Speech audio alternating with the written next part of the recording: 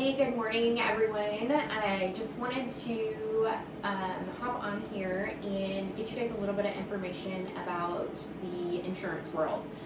Today we're going to be focusing on the home ownership side of things, and I have Ciara Hernandez here with Conrade Insurance to give us a little bit of information. So, will you kind of tell us a little bit about what's going on in the insurance world right now?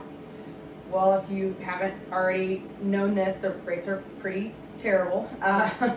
As far as what we've seen over the last 18 to 24 months, I mean, it's been increases unlike what we've ever seen. So that's been unfortunate both for current homeowners and people that are looking for homes. But between rates and property condition, even loss history, things like that are all affecting rates and making it, in some cases, challenging just to even get an insurance quote. Yeah, so I've been hearing a lot about claims in general, Mm-hmm. like $0 claims, roof claims. Seems like there's a lot of things out there that are denying people or people are losing coverage. Yeah, so there's two ways that you can look at claims too, because there's a surcharge if you yourself are the one filing the claim. I think what Krista's talking about is more about the eligibility part. So there are certain kinds of claims that whether you have filed them on a previous home or maybe the home that's being purchased has filed those claims, it's making it really difficult just to even get a quote return. So in particular, anything that is a claim that's not weather related, so you could have a water claim, a theft claim, liability claims, things like that. Some carriers are immediately declining if there's something of that nature in your own profile or the property you're purchasing's profile from 3 to 5 years. Okay. So let's talk about roofs specifically. I know that's a big one right now. Yeah. And people who are going to look for homes right now, I feel like this is something that they really need to be paying attention to and talking to their realtors about. Yeah, it used to be something that in our area we have roofs that get replaced so frequently it really wasn't as big of a deal, but we're actually finding a lot of the roofs in our area haven't been replaced in the last 10 to 15 years. We've been lucky, if you want to think of it that way, of not having to have a roof replaced, but what that's translated to is that insurance companies are having a hard time finding affordable, rating parameters on figuring out how to get those older roofs insured, like I said, affordably, but also from an eligibility standpoint, certain companies won't even take you if your roof might be over 10 years old. So we're limited on where we can quote, but then we're also seeing those premiums coming in very, very high. Okay. So what are some things that could benefit people coming in? Like things, discounts, specific things on houses that could benefit or even detract. Yeah. So we talked, about rate, about roof, and then claim history. Obviously, if you can keep a clean claim history, that's great. I think as you look to purchase a home, some of the things that you want to look at is how old is the roof? Check the property condition report, see if there are claims that are notated on there, because that can cause an increase to rate or eligibility issues. I think bundling. So as far as what can you do to try to offset either premiums or just try to make your rate most affordable, most companies still really encourage the bundle. So I would really say as you shop around, include an auto, include boats, RVs, campers, golf carts, whatever you have. The more policies you can keep with one company, the cheaper that rate will typically be. And then I think quoting earlier. So, in Chris's defense, this is really kind of my world, is quoting people buying homes. Lenders are having a really, really hard time trying to guess what insurance is going to be. And so I get a lot of calls, hey, can you help me estimate? The challenge is even I can't always do a great job estimating until we're actually in the quote. And so I really just encourage getting insurance quotes earlier in the process, and especially if you are very payment sensitive or maybe you're looking for homes at the top of what you can afford, that you really focus on what that insurance rate looks like. Yeah. Because if, you've estimated $200 a month, which might seem like a lot, but the roof is old, maybe they can't bundle.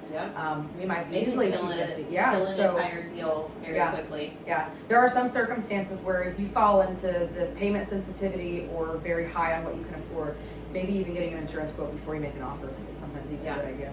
Yeah, absolutely. Yeah, I've seen a lot talking about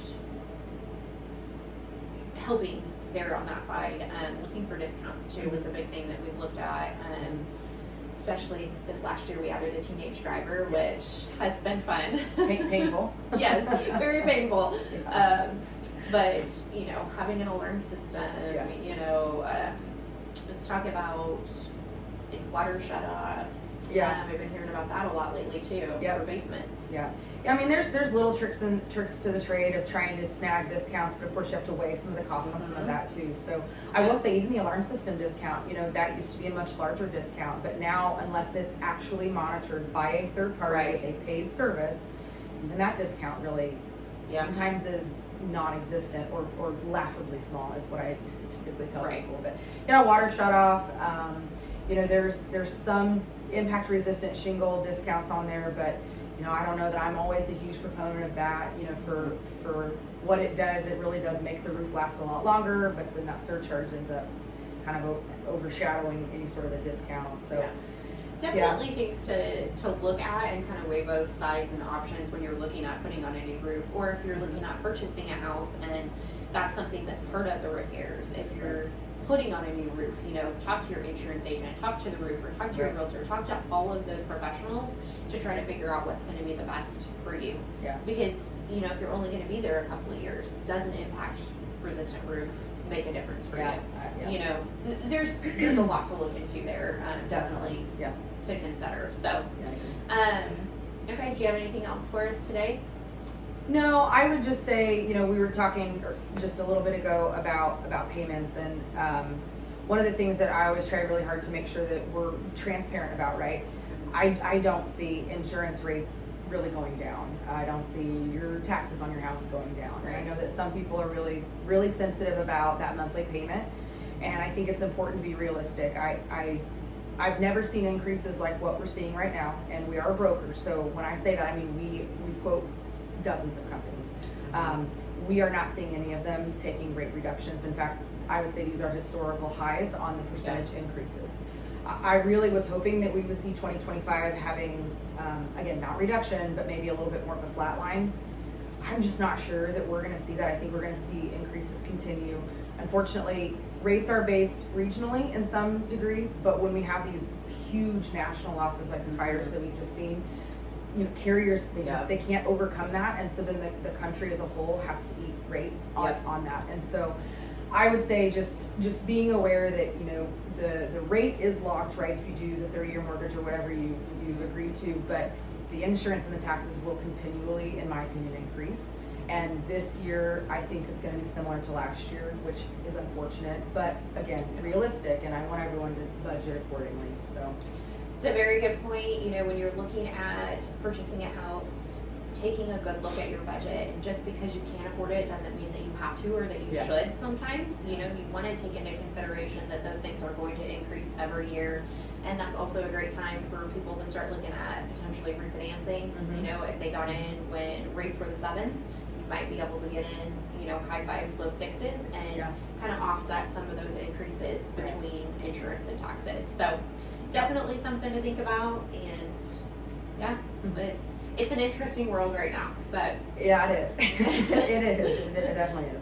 But so thank you for coming today. I'm happy to have you kind of give us a little bit more of an insight into that world right now. And you know, like Ciara said, everything is regional, but the entire country matters. And right now, with the fires and the hurricanes and everything that's been going on, you know, it just heard so much about carriers just pulling out of entire states and things like that. So if you have more questions or you want to reach out to Ciara directly, I will put her contact information in the comments or in my bio, depending on what you're watching this on. So, all right, thank you. Yeah, thank you.